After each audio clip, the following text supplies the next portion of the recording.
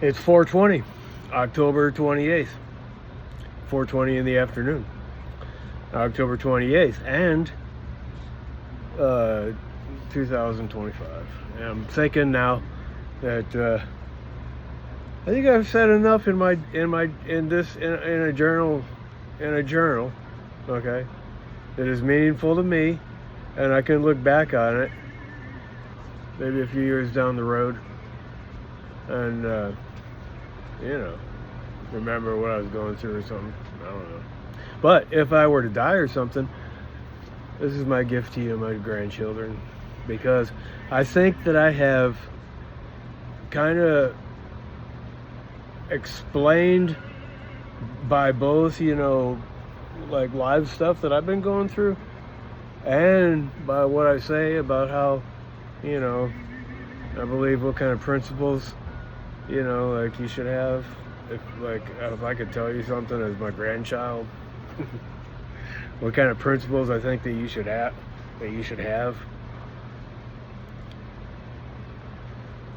And with the understanding that everything is in flux,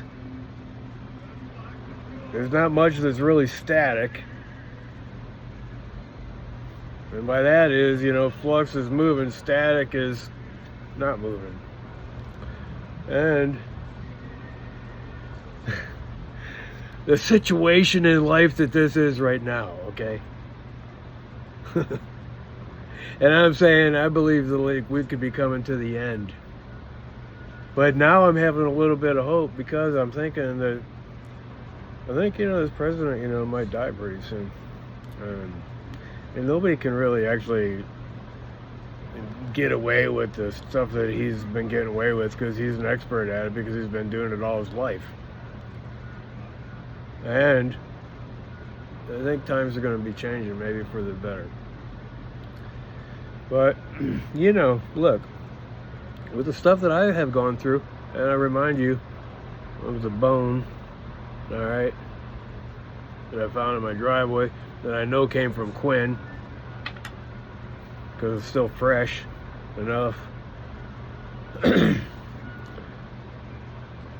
And anyway, stuff like that really pushes me to my limit. And also, now I got back on, Facebook for the first time in a year or more. And, I see now, like I seen that my youngest boy, Isaac, I seen something, and it said something about, or maybe he said or something, that he was on Substack, which everything is good actually is on Substack, just from what I know. And as far as I know, I think the Substack was started like as a progressive kind of movement, and they don't have a bunch of bullshit on there, So I was happy to see that. But look, when I look at Facebook and stuff, I can't feel like I just can't go back there again. I can't draw upon that. It drills a hole, like as if it was a drill, like it drills a hole right into you, and then it's a new hole that you got to fill. I can't, and I gotta keep my emotions, man, close to me, man, and kind of try to, figure out, my own relationship with destiny. And with the understanding, okay, that, all right, sometimes, in life you get your ass kicked. Sometimes, you make good on it, and you go through the vicissitudes of life, the highs and the lows, the valleys and the mountains. But I say climb every mountain, and I say we got to go down into the valley one way or another. And we got to get used to it, because pretty soon, we go to the valley of the shadow of death. And I'm just saying that I have expressed that I have already been close to the valley of the shadow of death. And I was even going to walk through the actual death part at one point. Not just the shadow. And I've captured my essence good enough, because really that's all a person has to offer in life. If they can offer anything of real value, you know, it would be their essence, because that's what I hear. That's the only thing you're going to take with you after you die anyway, is your essence. So I'm just thinking now, you know, I just want to put this one out. This is about ending in October. And, you know, there's big times coming ahead. Not only with 3i Atlas, but also with this President of the United States of America and what's going on right now. Anyways, he looks like he's about ready to croak. Like, he could, but some people linger on, especially if they got good doctors. Okay, but, like, Midas Touch did this, like, put together this, like, little video, because MAGA Mike Johnson is what the nickname is for him. Okay, Mike Johnson, he's the House chair. Okay, he's like the leader of the House, because the Republicans have the majority. So he's the leader, and he does look tired, but he's saying he's tired because of a bunch of stuff. But you know what, man, he's tired for covering up his lies, because it's hard to be a hypocrite, and he espouses to be actually like a true Christian. But he's got to lie all the time, and he justifies it because it's his job. And so I don't know if he's given us like a secret message, because he's starting to talk about Joe Biden when Joe Biden was in cognitive decline, not even as bad as Trump, and Joe Biden wasn't a malignant narcissist either. And President Trump is a malignant narcissist. So, and he's getting senile, like he's getting dementia, and I think they think he's had strokes, mini strokes, and because you even seen his mouth drooping one time, and that's only happens when you have a stroke. And so times are something else. But as far as my journal is concerned, you know, I don't really think that, because a person could look up on the news and stuff and find out what's going on. But if any of my grandchildren are give this, I give it to you as a gift, because, you know, there's a certain time frame in life, you know, that I can talk about, and that's it. Because I ain't gonna keep this going on forever, like until the day I die. Like, I think I've already done enough. So I'm gonna bring in my journal entry here, my journal to an end. It's captured a moment of time in my life, and seeing Facebook reminded me of, like, no, man, at least my son's on Substack, my youngest one, but I'm not gonna look into it, man. It's like looking into the crystal ball, and I don't really want to look into the crystal ball. I don't even want to be involved in stuff that's just going to drill a hole in me and make me bleed out. Because actually, it's kind of like what it is, and I got to kind of protect my own self emotionally. Because I've been through bullshit, man. Nobody can tell me otherwise. And it's not all fair either. But it is what it is, and I'm at the point in my life right now where I'm thinking, yeah, this is kind of like a simulation. I haven't figured out why there has to be lies in the simulation, but you know what? It's hard. What they're trying, whoever is making us go through this is analyzing. Because otherwise, why else? And there ain't no other reason why else. It's because it's being analyzed. And so lies is like a real bad thing that you got to deal with. And misunderstandings and stuff like that. But, you know, like believing in like disinformation and bullshit, believing bullshit. That's why if I tried to to say anything for the matter of fact of importance. It is, don't buy into the bullshit, and make sure that you're not feeding into bullshit. That's why I say consider the primary sources and act, go, use a scientific method. I mean, that's what we used when I was working at the UVA Medical Center in Charlottesville, Virginia, where I met my youngest boy's mom. That was an important notable experience time in my life. I mean, after all, it was when my youngest boys born. But we use the scientific method in our procedures. And I was working as a patient family counselor, and we use the scientific method. All right? And that means, peer evaluations and stuff like that, and, being challenged according to, the right procedures and stuff. And so, the last thing that I'm coming to, okay, look, I got it. Oh, okay, but I'm gonna play you the video, but I have, look what I have going on here.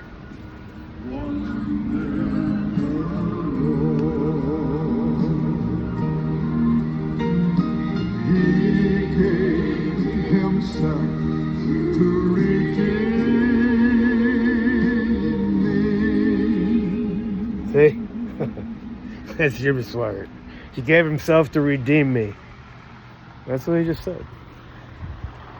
I actually bumped into it. I had it sitting there. I had that CD in there, started playing, And even though Jimmy Swaggart took a big fall, and was accused of being a fake, and he goes to what he professed and what actually was a true deal for him. Well, it's hard to figure people out, but I still do think, because after listening to his music still, all right, I do believe, my mom used to talk about the anointing.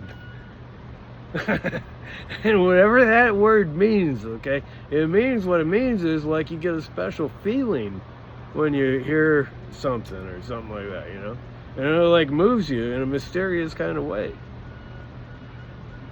That's the anointing. My mom said that he had it, all right, and I still believe actually what my mom said. He did. And you can't take that away from him. And if there is God and they say it's a gift, well, okay then. God will use even a donkey, because he did. He spoke through a donkey one time to a stubborn prophet, and who was treating him mean. Yeah, he was treating the donkey mean. And then the donkey spoke back at him in a human voice. And that story is also in the Old Testament. I haven't read it in a while, but I know it's in there, because that's where I did read it. I'm sure I did. I just haven't revisited that now in my memory until now. But a donkey. And that was a big deal that God spoke through a donkey, because I've heard a lot of people talk about that in my lifetime. That God can even speak through a donkey.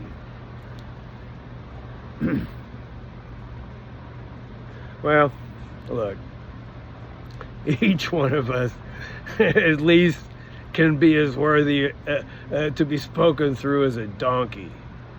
And so, I'm sure, that I it wasn't like I came up with this idea to make my journal. I came up with it just like I just have a dream. Any of my dreams. It also make me think about parallel, realities and stuff like that, and a lot of things going on at the same time. I mean, this is just only one thing.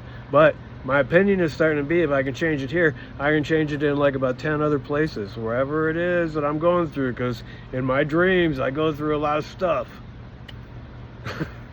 And it seems like it's happening somewhere else, and it seems pretty real. And so if I can't trust myself, I ain't going to trust anybody else. But then, I'm just not going to live with, trust. But I do trust. I do trust myself. And I trust the things I feel like I'm being told in my inner personal being. And so, now I'm coming to an end. I know I'm coming to an end of my journal. Okay, I'm gonna close it out like pretty soon, and I might put another, one in here about, my sign, and my climbing wall when I actually finish it. Okay, because like seriously, like kind of, I just want to say if there's anything I could say to you, my grandchildren. That would be it. That part of that would be it. Climb every mountain, and on the other side, I'm making a political kind of statement. And political doesn't just mean governmental. It means comes from the word polis. There's a Greek word polis, and it means it means like the city. And the POL, is like the essential letters to mean like a community. Okay, and it's like a community, and it's a sociological word. Polis. It's coming back to me now. And it means community.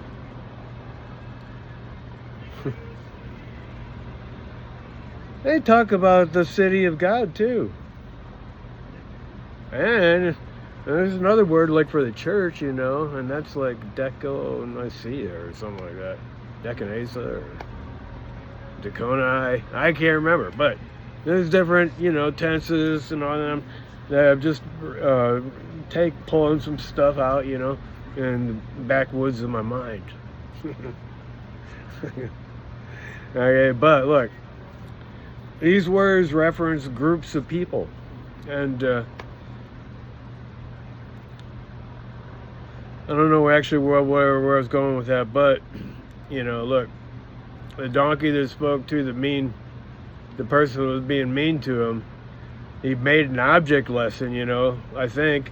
Okay, he's being mean to him, and what about, also, you being mean to the whole city.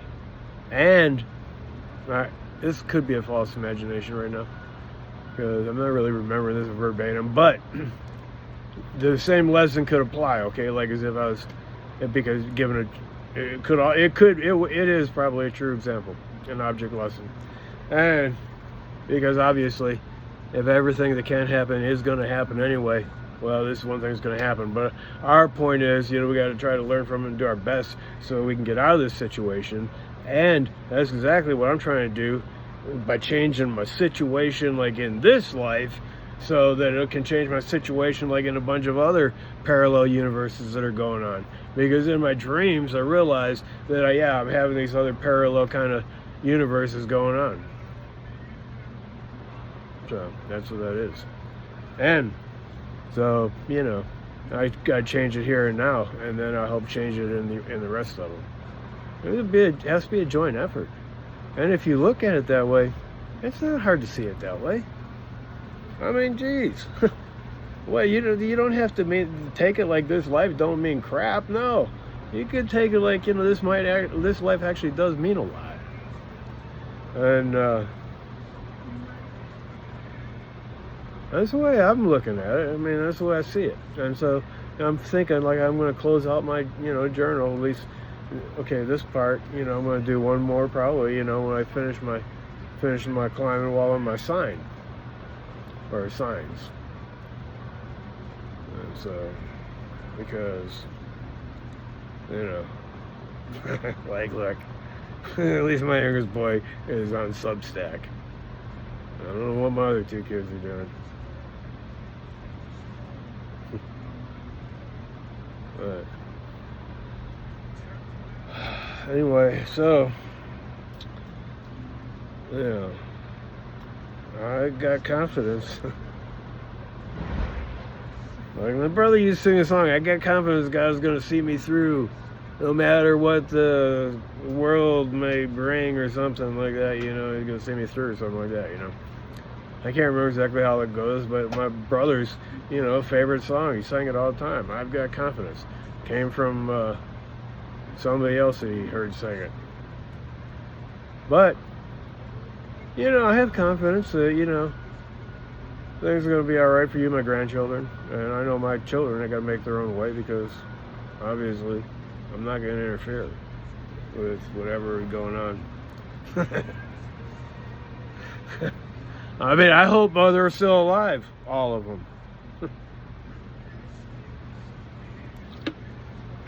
But if one of them was dead, I'm sure somebody would have told me. So, that being said, I have a good faith and a good understanding of the river goes forward, and as long as you stay in the current, at least something's gonna happen. And I mean, I've survived all my life. People can try hard and survive. And basically, sometimes that's where I feel like everything actually it really is right now. It's at the point of survival. And it's probably going to get worse. That's why, at least I'm glad that I was able to say that I am fully empathetic of the situation that you might be going into. Because things could be like getting way worse. And it's hard to tell what's going to happen. Because there is one thing that is for certain, and that is life will take each one of us by surprise. It's a surprise.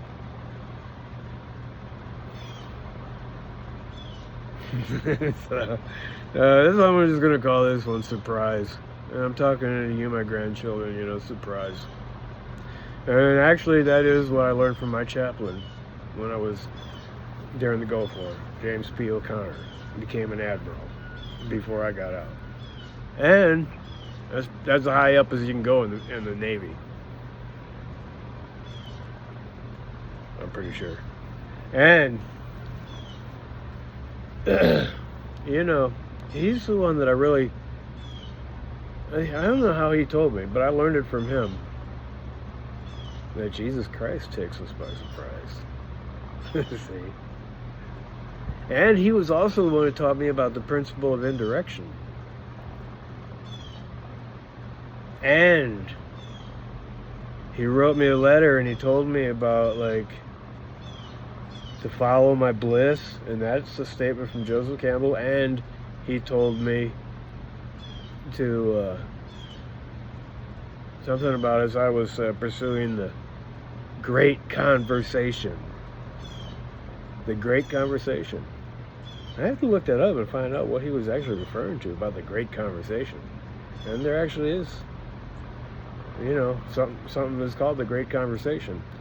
And it's a conversation about a certain subject of, it may be of life or the divinity. I'm not sure. It has either to do with life or divinity.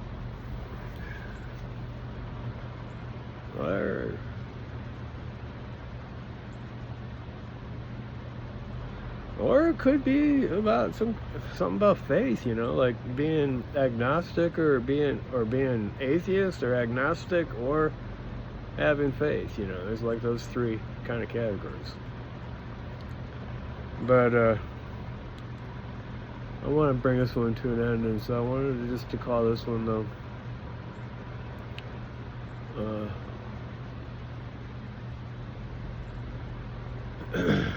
Surprise.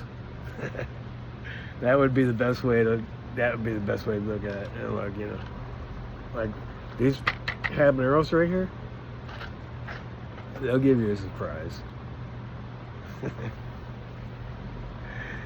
And it'll be an awakening. Seriously. And when I eat those things, because I do it for my health, because I believe in them. And so what I do is I take some cheese and I eat one of those and eat some cheese together. That's the best way. You can tolerate it, and then it gets down in your belly, and it's a good cure. And that habanero bush right there is the only actually bush that actually survived in my garden after the Great Fall of the Garden of Eden in paradise. So, anyway, that's it,